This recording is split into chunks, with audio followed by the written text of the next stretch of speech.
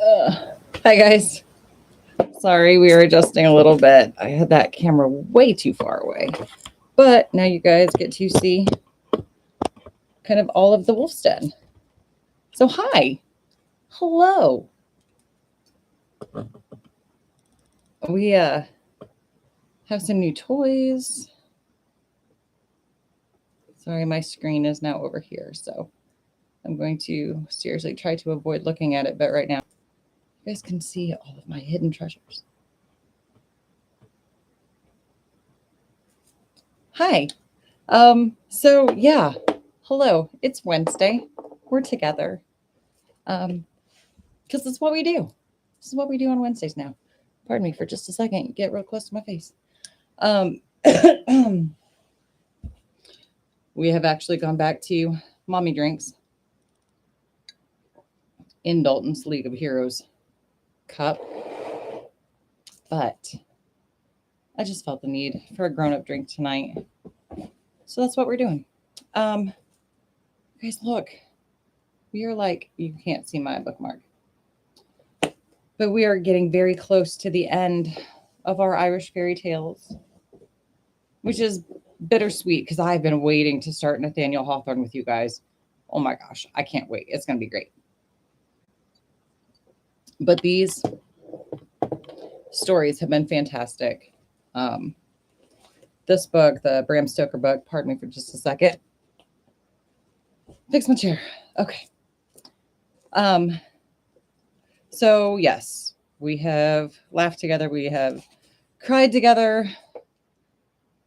I don't know about you guys, but I was not expecting Bram Stoker to make me cry. And if you remember, it happened on more than one occasion.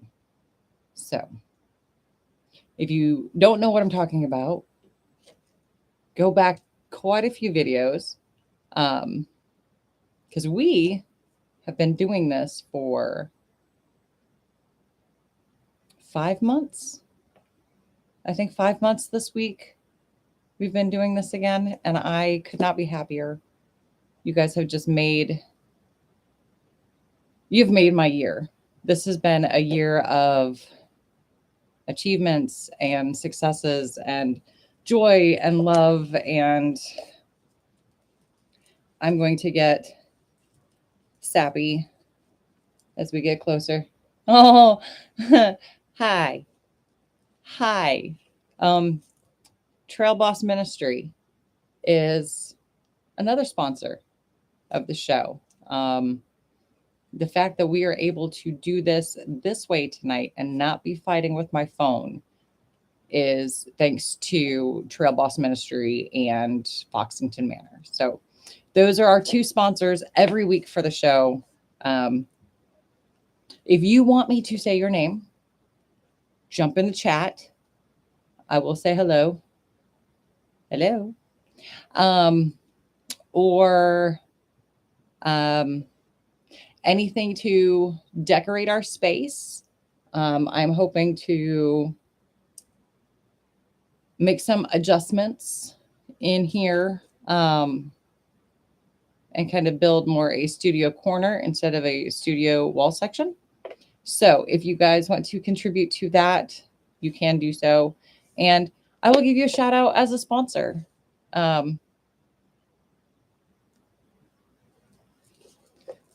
Sorry. I have moments. Sometimes I'm just a girl. I'm really sorry, guys. Sometimes I'm just a girl. But yes, I'm going to try to pull myself back on track because I just got distracted. And I was talking about how grateful I am. And, we're getting closer to Thanksgiving where we kind of force ourselves to take a day and just be grateful and acknowledge our gratitude. But I'm grateful for you guys every day. Every time I get a notification that we've got a new family member, or I go in and I see the amount of views on the videos that we are making together, I am just incredibly grateful. Yeah, you guys are bringing a lot of joy to my life. A lot. So on that note, we have another longer-ish one. It might be about as long as last week. So just one tonight. But that, yes. Ooh, that gives us 2 short ones for Halloween night or Halloween week. If you guys want to do a live on Halloween, I am all in. Tim Gabbard is here. You guys, that's huge news. Hi, Tim. Huge news. So you guys don't know Tim. Some of us know Tim, and he is an amazing man. And he is part of this group that I have met over the last 2 years that I just think they're great people. Tim was one of them. But anyway, tonight's story is called The Pudding Bewitched. So we are in our supernatural forces section still. Yeah, we got one long one tonight, couple short ones next week, and then yeah, we can party on Halloween. Be grown-ups, maybe watch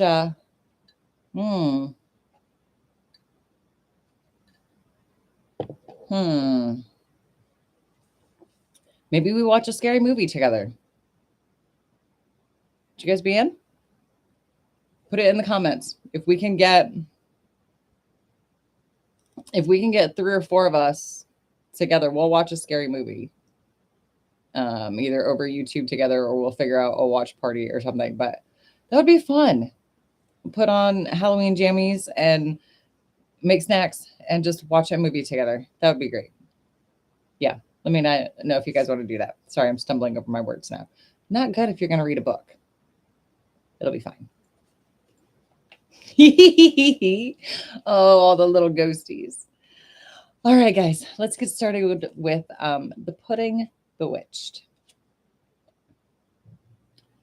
Malroe Rafferty was the daughter, of old Jack Rafferty, who was remarkable for a habit he had of always wearing his head under his hat. But indeed, the same family was a queer one, as everybody knew that was acquainted with them. It was said of them, but whether it was true or not, I won't undertake to say. I'm scared I'll tell a lie.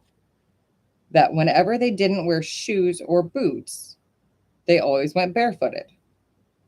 But I heard afterwards that this was disputed, so rather than say anything to injure their characters, I'll let that pass. Now, old Jack Rafferty had 2 sons, Patty and Molly. What are you laughing at? I had a son and a daughter, and it was generally believed among the neighbors that they were brother and sister, which might be true and it might not. But that's the thing, Nat, with the help of goodness, we have nothing to say to. Truth, there was many ugly things put out on them that I don't wish to repeat, such as that neither Jack nor his son Patty ever walked a perch without putting one foot afore the other like a salmon. And I know it was whispered about that whenever Molly Rose slept, she had an out-of-the-way custom of keeping her eyes shut. If she did, however, for that matter was the loss of her own. For sure we all know that when one comes to shut their eyes, they can't see as far before them as another. Okay, so this is going to be fun. It is, again, written in dialect. So we're going to have fun with this, and I apologize if I mispronounce things, but it's going to happen. So I guess not if, but when. But let's have a good time. Malroe was a fine young bouncing girl, large and lavish, with a purty head of hair on her like scarlet, that being one of the reasons she was called Roe, or Red. Her arms and cheeks were much of the color of her hair, and her saddle nose was the prettiest thing of its kind that was ever on a face. Her fists, for thank goodness she was well served with them too, had a strong similarity to 2 thumping turnips, reddened by the sun, and to keep all right and tight, she had a temper as fiery as her head. For indeed, it was well known that all the Raffertys were warm-hearted.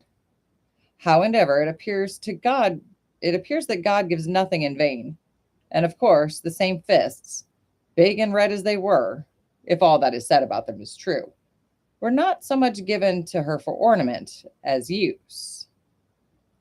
At last, taking them in connection with her lively temper, we have it upon good authority that there was no danger of their getting blue molded for want of practice. Oh my. She had a twist, too, in one of her eyes that was very becoming in its way, and made her poor husband, when she got him, take it into his head that she could see around a corner. She found him out in many queer things, without doubt. But whether it was owing to that or not, I wouldn't undertake to say, for afraid I'll tell a lie. A sense of theme. Gossip. I love gossip. Yep, 2 thumping turnips. Well, anyhow, it was Malraux that was the Dilsey. It happened that there was a Nate vagabond in the neighborhood, just as much overburdened with beauty as herself, and he was named Gusty Gillespie. Gusty, the Lord guard us, was what they call a black-mouthed Presbyterian, and wouldn't keep Christmas Day, the blackguard, except what they would call old style. So Yule, not Christmas. I see. Gusty was rather good looking when seen in the dark. When seen in the dark. I love it. As well as Moll herself. And indeed, it was pretty well known that, according to as the talk went, it was in nightly meetings that they had an opportunity of becoming detached to one another. The consequence was that in due time, both families began to talk very seriously as to what was to be done. Moll's brother, Poddian O'Rafferty, gave Gusty the best of 2 choices. What they were, it's not worth speaking about. But at any rate, one of them was a poser. And as Gusty knew his man, he soon came to his senses. Hold on a second. Okay.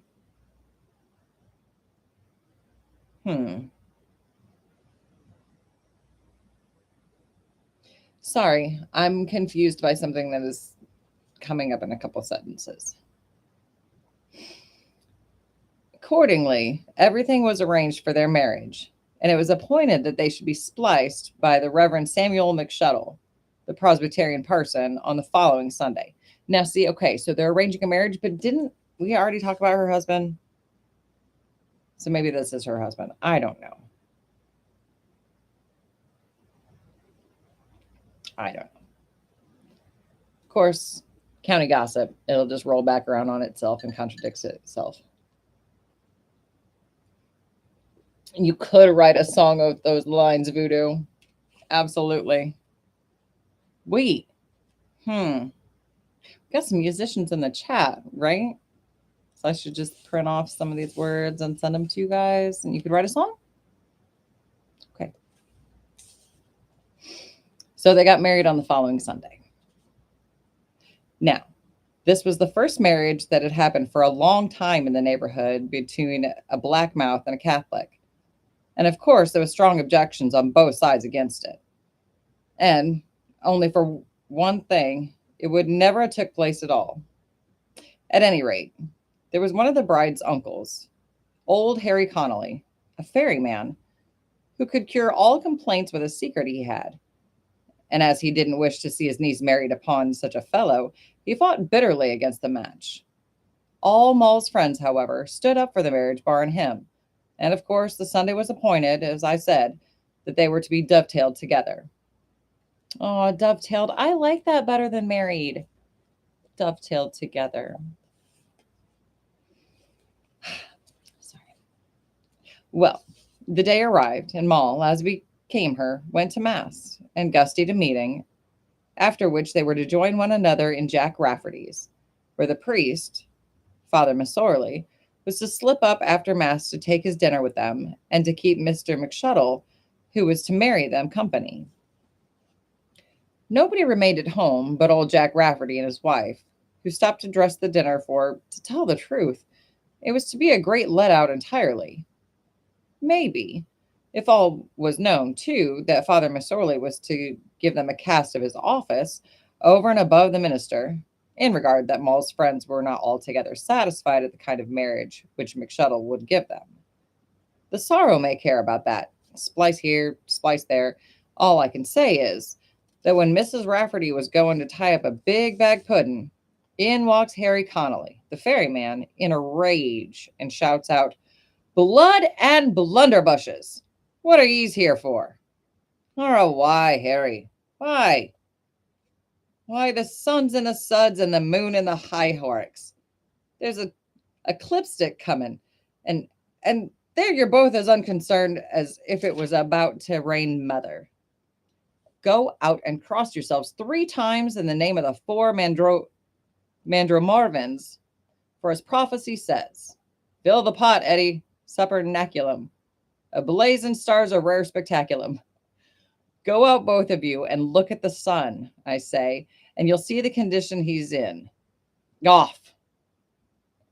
Begad, sure enough, Jack gave a bounce to the door, and his wife leaped like a 2-year-old, till they were both got on a stile beside the house to see what was wrong in the sky. "What is it, Jack?" said she. "Can you see anything?" "No," says he. "Sorra the full of my eye of anything I can spy, barring the sun himself, that's not visible in regard of the clouds. God guard us, I doubt there's something to happen." "If there wasn't, Jack, what'd put Harry, that knows so much, in the state he's in?" "I doubt it's this marriage," said he. "Between ourselves, it's not over and above religious for Mull to marry a blackmouth, and only for... But it can't be helped now. Though you see not a taste of the sun is willing to show his face upon it." "As to that," says the wife, winking with both her eyes, "if Gusty's satisfied with Mull, it's enough. I know who'll carry the whip hand anyhow. But in the meantime, let us ask Harry a thin what ails the sun." That was a stumble. I apologize. Well, they accordingly went in and put the question to him. "Harry, what's wrong? What is it now? For if anybody alive knows, it's yourself." "Ah," said Harry, screwing his mouth with a kind of dry smile. "The sun has a hard twist of the colic, but never mind that. I tell you, you'll have a merrier wedding than you think, that's all." And having said this, he put on his hat and left the house.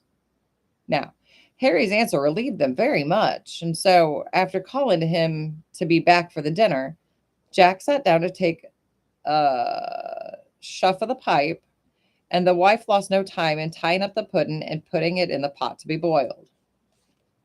In this way, things went on well enough for a while, Jack smoking away and the wife cooking and dressing at the rate of a hunt.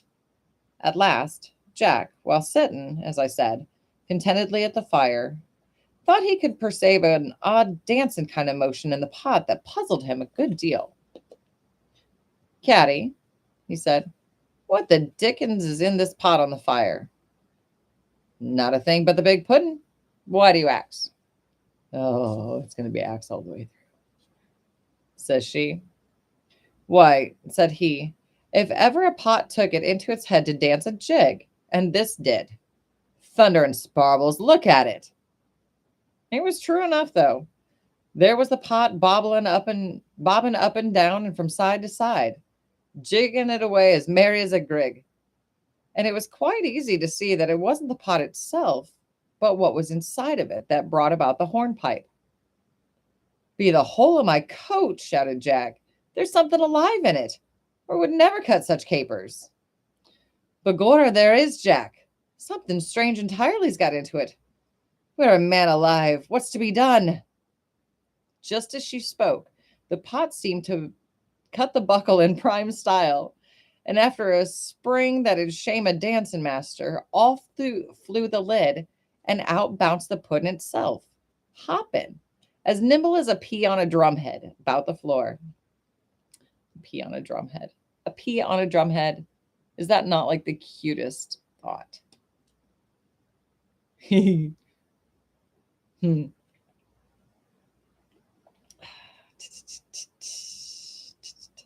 As nimble as a pea on a drumhead about the floor.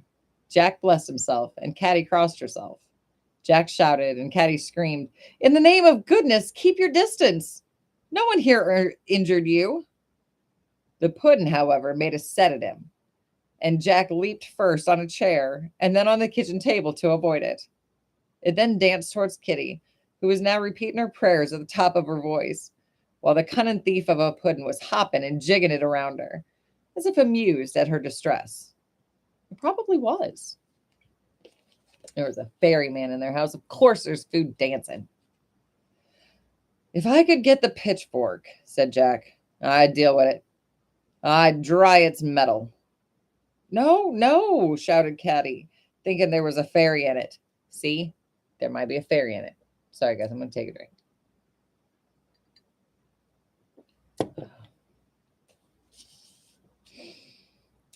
"Let us speak it fair. Who knows what harm it might do?" "Easy now," said she to the puddin'. "Easy, dear. Don't harm honest people that never meant to offend you. It wasn't us. No, in truth, it was old Harry Connolly that bewitched you. Pursue him if you wish, but spare a woman like me. For whisper, dear, I'm not in a condition to be frightened. Truth, I'm not." The puddin' seemed to take her at her word and danced away from her towards Jack, who, like the wife, believing there was a fairy in it and that speaking it fair was the best plan, thought he would give it a soft word as well as her. "Please your honor," said Jack, "she only speaks the truth, and upon my veracity, we both feels much obliged to your honor for your quietness. Faith, it's quite clear that you weren't a gentlemanly pudding. Faith, it's quite clear that if you weren't a gentlemanly puddin' all out, you'd act otherwise. Old Harry, the rogue, is your mark. He's just gone down the road there, and if you go fast, you'll overtake him. Be me song, your dancing masterly did his duty, however. Thank your honor. God speed you, and may you never meet with a person or alderman in your travels. Oh, with a parson or alderman in your travels." Well, that's true if it's a fairy. Anyway, we've talked about fairies a lot, and I love it. Sorry, Mr. Crawford. Just as Jack spoke, the puddin' appeared to take the hint, for it quietly hopped out, and as the house was directly on the roadside, turned down toward the bridge, the very way that old Harry went. It was very natural, of course, that Jack and Caddy should go out to see how it intended to travel. And as the day was Sunday, it was but natural, too, that a greater number of people than usual were passing the road. This was a fact, and when Jack and his wife were seen following the puddin', the whole neighborhood was soon up and after it. Oh, like the Pied Piper. Or a midnight Easter Mass. "Jack Rafferty, what is it? Caddy, will you tell us what it means?" "Why," replied Caddy, "it's my big puddin' that's bewitched, and now it's Hotfoot pursuing." Here she stopped, not wishing to mention her brother's name. Someone or other that surely put pishrogues on it. Pishrogues? Alan, I'll send it to you. This was enough. Jack, now seeing that he had assistance, found his courage coming back to him. So he says to Caddy, "Go home," says he, "and lose no time in making another puddin' as good. Oh, and here's Patty Scanlon's wife, Bridget. She says she'll let you boil it on her fire, as you'll want our own to dress the rest of dinner. And Patty himself will lend me a pitchfork for pursuing to the morsel of that same puddin' will escape to let the wind out of it. Now that I've got the neighbors to back and support me," says Jack. This was agreed to, and Caddy went back to prepare a fresh puddin', while Jack and half the townland pursued the other with spades, grips, pitchforks, scythes, flails, and all possible description of instruments. On the puddin' went, however, at the rate of about 6 Irish miles an hour. And such a chase never was seen. Wait, Does anybody know the difference between Irish miles and other miles? That could go in the chat too. Catholics, Protestants, and Presbyterians were all after it, armed, as I said, and bad end to the thing, but its own activity could save it. Here it made a hop, and there a prod was made at it, but off it went, and someone, as eager to get a slice at it on the other side, got the prod instead of the puddin'. Oh no. Big Frank Farrell, the miller of Ballybulteen, got a prod backwards that brought a hullabaloo out of him you might hear at the other end of the parish. One got a slice of a scythe, another a whack of a flail, a third a rap of a spade that made him look 9 ways at once. "Where's it going?" asked one. "My life for you, it's on its way to meeting. 3 cheers for it if it turns out to Carntal. Prod the soul out of it if it's a Protestant," shouted the others. "If it turns to the left, slice it into pancakes. We'll have no Protestant puddings here." Oh, by this time, the people were on to the point of beginning to have a regular fight about it, when, very fortunately, it took a short turn down a little by lane that led toward the Methodist preaching house. Ha ha ha. And in an instant, all parties were in an uproar against it as a Methodist pudding. "It's a Wesleyan," shouted several voices. "And by this and by that, into a Methodist chapel it won't put a foot today, or we'll lose a fall. Let the wind out of it. Come, boys, where's your pitchforks?" The devil pursuing to the one of them, however, ever could touch the pudding. And just when they thought they had it up against the gavel of the Methodist chapel, it gave them the slip, and hops over to the left, clean into the river, and sails away before all their eyes as light as an eggshell. Now, it so happened that a little below this place, the Demesne wall of Colonel Bragshaw was built up to the very edge of the river on each side of its banks. And so finding that there was a stop put to their pursuit of it, they went home again, every man, woman, and child of them, puzzled to think what that pudding was at all, what it meant, or where it was going. Had Jack Rafferty and his wife been willing to let out the opinion they held about Harry Connolly bewitching it? There was no doubt of it, but poor Harry might be badly treated by the crowd when their blood was up. They had sense enough, however, to keep that to themselves. Thank goodness. For Harry, being an old bachelor, was a kind friend to the Raffertys. So, of course, there was all kinds of talk about it. Some guessing this and some guessing that. One party saying the pudding was of their side, another party denying it, and insisting it belonged to them, and so on. Of course, all the back and forth.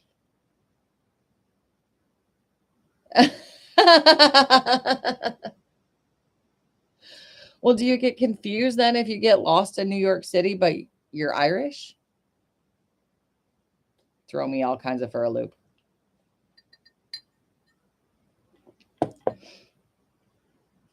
Oh, goodness. In the meantime, Caddy Rafferty, for afraid the dinner might come short, went home and made another pudding much about the same size as the one that had escaped. And bringing it over to their next neighbor, Patty McScanlon's, it was put into a pot and placed on the fire to boil, hoping that it might be done in time, especially as they were to have the minister, who loved a warm slice of a good pudding as well as ever a gentleman in Europe. Anyhow, the day passed. Moll and Gussie were made man and wife, and no two could be more loving. The friends that had been asked to the wedding were sauntering about in pleasant little groups till dinner time, chatting and laughing, but above all things, striving to account for the figgeries of the pudding. For, to tell the truth, its adventures had now gone through the whole parish. Well, at any rate, dinner time was drawing near, and Patty Scanlon was sitting comfortably with his wife at the fire, the pudding boiling before their eyes, when in walks Harry Connolly in a flutter, shouting, "Blood and blunderbushes! What are you here for? Why, Harry, why? Asked Mrs. Scanlon. Why? Said Harry. The sun's in the suds and the moon in the high Horrocks. Here's a clipstick comin', and there you sit as unconcerned as if it was about to rain mother.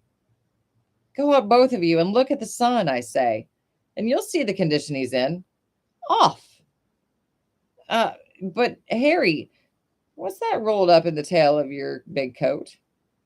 Out it is, said Harry, and pray against the clipstick. The sky's fallen. Well, it was hard to say whether Patty or the wife got out first. They were so much alarmed by Harry's wild thin face, and piercing eyes. So out they went to see what was wonderful in the sky, and keep looking and looking in every direction. But not a thing was to be seen, barring the sun shining down with great good humor, and not a single cloud in the sky.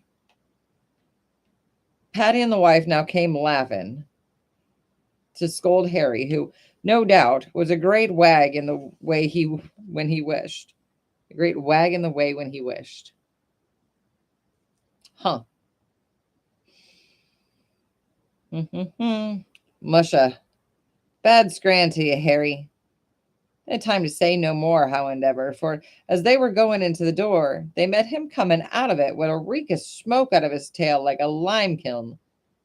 Harry, shouted Bridget, my soul to glory, but the tail of your coat's afire. You'll be burned. Don't you see the smoke that's coming out of it? Cross yourselves 3 times, said Harry without stopping or even looking behind him. For as the prophecy says, fill the pot, Eddie. They could hear no more, for Harry appeared to feel like a man that carried something a great deal hotter than he wished, as anyone might see by the liveliness of his motions, and the queer faces he was forced to make as he went along. What in the dickens is he carrying in the skirts of his big coat? Asked Patty. My soul to happiness, but maybe he stole the puddin', said Bridget, for it's known that many a strange things he does. They immediately examined the pot, but found that the puddin' was there as safe as tuppence, and this puzzled them the more, to think what it was that he could be carrying about with him in the manner he did. But little they knew what he had done while they were sky-gazing. Of course. Well, anyhow, the day passed, and the dinner was ready, and no doubt but a fine gathering there was to partake of it. The Presbyterian minister met the Methodist preacher, a devilish stretcher of an appetite he had, in truth, on their way to Jack Rafferty's. And as he knew he could take the liberty, why he insisted on his dining with him. For, after all, in them times the clergy of all descriptions lived upon the best footing among one another. Not all as one as now, but no matter. Well, they had nearly finished their dinner when Jack Rafferty himself asked Caddy for the pudding, but just as he spoke, in it came as big as a mess pot. Gentlemen, said he. Okay. Gentlemen, said he, I hope none of you will refuse tasting a bit of Caddy's pudding. I don't mean the dancing one that took to its travels today, but a good solid fellow that she made since. To be sure we won't, replied the priest. So, Jack, put a trifle on them 3 plates at your right hand, and send them over here to the clergy, and maybe, he said, laughing, for he was a droll, good-humored man, maybe, Jack, we won't set you a proper example. What a heart and a half, your reverence and gentlemen. In truth, it's not a bad example ever any of you set us as the likes, or ever will set us, so I'll go bail. And sure, I only wish it was a better fare I had for you. But we're humble people, gentlemen, and so you can't expect to meet here what you would in higher places. Oh, they'll expect it. Better a meal of herbs, said the Methodist preacher, where peace is. He had no time to go further, however, for much to his amazement, the priest and the minister started up from the table just as he was going to swallow the first spoonful of the pudding. And before you could say Jack Robinson, started away at a lively jig down the floor. At this moment, a neighbor's son came running in and told them that the parson was coming to see the new married couple and wish them all happiness. And the words were scarcely out of his mouth when he made his appearance. What to think he knew not, when he saw the minister footing it away at the rate of a wedding. In very little time, however, to think, for before he could sit down, up starts the Methodist preacher, and clapping his two fists in his sides, chimes in a great style along with him. "Jack Rafferty," says he. And by the way, Jack was his tenant. "What the dickens does all this mean?" says he. "I'm amazed." "The not a particle of me can tell you," says Jax. "But will your reverence just taste a morsel of pudding, merely that the young couple may boast that you ate at their wedding? For sure, if you wouldn't, who would?" "Well," says he, "to gratify them I will. So just a morsel." "But Jack, this beats Banagher," says he again, putting the spoonful of pudding into his mouth. "Has there been drink here?" "Oh, the devil a splud," says Jack. "For although there's plenty in the house, faith, it appears the gentlemen wouldn't wait for it, unless they took it elsewhere, and I can make nothing of this." He had scarcely spoken when the parson, who was an active man, cut a caper a yard high, and before you could bless yourself, the three clergy were hard at work dancing as if for a wager. It would be impossible for me to tell you the state the whole meeting was in when they seen this. Some were hoarse with laughing. Some turned up their eyes with wonder. Many thought them mad, and others thought they had turned up their little fingers a trifle too often. "It's a burning shame," said one, "to see three black-mouthed clergy in such a state at this early hour." "Thunder and ounce, what's over them at all?" says others. "Why, one would think they're bewitched. Holy Moses, look at the caper the Methodist cuts. And as for the rector, who would think he could handle his feet at such a rate? Be this and be that, he cuts the buckle, and does the threbbing step a quail to Paddy Horrigan, the dancing master himself. And see? Bad cess to the morsel of the parson that's not hard at peace upon a trancher, and it of a Sunday too. Waroo, gentlemen, the fun's in yez after all. Whish, more power to yez." Wow, that was something. The sore's own fun they had, and no wonder.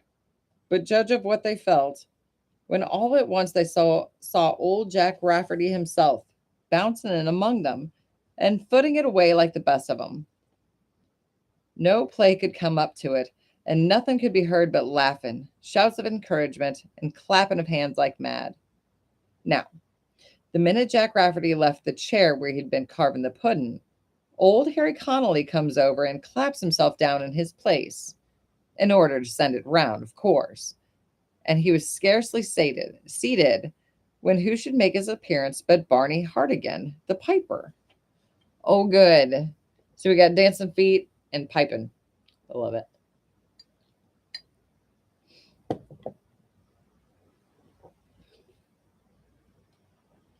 Barney, by the way, had been sent for early in the day, but being from home when the message for him went, he couldn't come any sooner. "Begorra," says Barney, "you're early at work, gentlemen. But what does this mean?" "Ah, but devil may care. You shan't want the music while there's a blast in the pipes anyhow." So saying, he gave them Jig Poltog, and after that, Kiss My Lady in his best style. In the meantime, the fun went on thick and threefold, for it must be remembered that Harry, the old knave, was at the pudding, and maybe he didn't serve it about in double quick time too. The first he helped was the bride, and before you could say chopstick, she was hard and fast before the Methodist preacher, who gave a jolly spring before her that threw them into convulsions.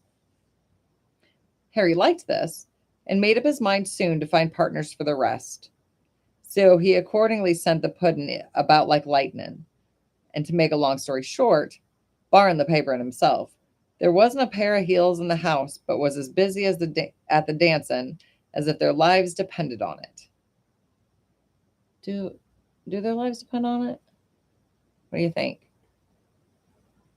I don't know what kind of ending this story is going to have. I can't predict anymore. Barney, says Harry, just taste a morsel of this pudding. Devil to such a bully of a pudding ever you ate. Here your soul. Try a snag of it. It's beautiful. Sorry, guys. I feel like I have a eyelash in my eye. And to be sure I will, says Barney. I'm not the boy to refuse a good thing. But, Harry, be quick, for you know my hands is engaged, and it would be 1,000 pities not to keep them in music, and they so well inclined. Thank you, Harry. That is a famous pudding. But blood and turnips, what's this for? Their word was scarcely out of his mouth when he bounced up, pipes and all, and dashed in the middle of the party. Hooroo your souls! Let us make a night of it! The Ballybulteen boys forever! Go with your reverence. Turn your partner. Heel and toe, minister. Good. Well done again. Wish, hooroo! Here's for Ballybulteen and the sky over it. Bad luck to the such a set ever was to... Bad luck to the such a set ever was seen together in this world, or will again, I suppose. The worst, however, wasn't come yet. For, see, of course not the worst of it yet. I don't like Harry. The worst, however, wasn't come yet. For just as they were in the very heat and fury of the dance, what do you think comes hopping in among them but another puddin', as nimble and merry as the first? That was enough. They had all heard of the ministers among the rest, and most of them had seen the other puddin', and knew that there must be a fairy in it sure enough. Well, as I said, in it comes to the thick of them, but the very appearance of it was enough. Off the 3 clergy danced, and off the whole weddiners danced after them, everyone making the best of their way home, but not a soul of them able to break out of the step, if they were to be hanged for it. Truth, it wouldn't leave a laugh in you to see the parson dancing down the road on his way home, and the minister and Methodist preacher cutting the buckle as they went along the opposite direction. To make short work of it, they all danced home at last, with scarce a puff of wind in them. The bride and bridegroom danced away to bed. And now, boys, come and let us dance the hero lag in the barn. It out? Without? Outside? But you see, boys, before we go, and in order that I may make everything plain, I had as good tell you that Harry, in crossing the bridge of Ballybulteen, a couple of miles below Squire Bragshaw's immense wall, saw the puddin' floating down the river. The truth is, he was waiting for it. But be this as it may, he took it out, for the water had made it as clean as a new pin, and tucking it up in the tail of his big coat, contrived, as you all guess, I suppose, to change it while Patty Scanlon and the wife were examining the sky. And for the other, he contrived to bewitch it in the same manner, by getting a fairy to go into it. For, indeed, it was pretty well known that the same Harry was hand in glove with the good people, like the old people. Others will tell you that it was half a pound of quicksilver he put into it. Oh, but that doesn't stand to reason. At any rate, boys, I have told you the adventures of the mad puddin' of Ballybulteen, but I don't wish to tell you many other things about it that happened, for afraid to tell a lie. Oh, if there was ever a pub story, that is a pub story. I don't know if you guys can picture the same little old guy that I can. His little cap and his little wool sweater, sitting there with a pint. Yep. tourists coming in asking to hear what's the legend of where we are, because of course every town in Ireland has a legend. Of course it does. Cryptid, fairy, witch, something. But yeah, I could just picture that little guy just spinning a yarn just for the silly tourists that come in asking silly questions. But anyway, this is where I leave you tonight. And yeah, we'll be back together next week. If you guys are free tomorrow night, 9 o'clock, the Cozy Coven, we'll have our second episode. It's very exciting. We're going to have our first guest. So, yeah, check it out. The Cozy Coven. We're having a great time. I think they put a good group of us together for this. So check it out. Thank you so much for being here tonight. I love you guys. I'll see you next week. Bye.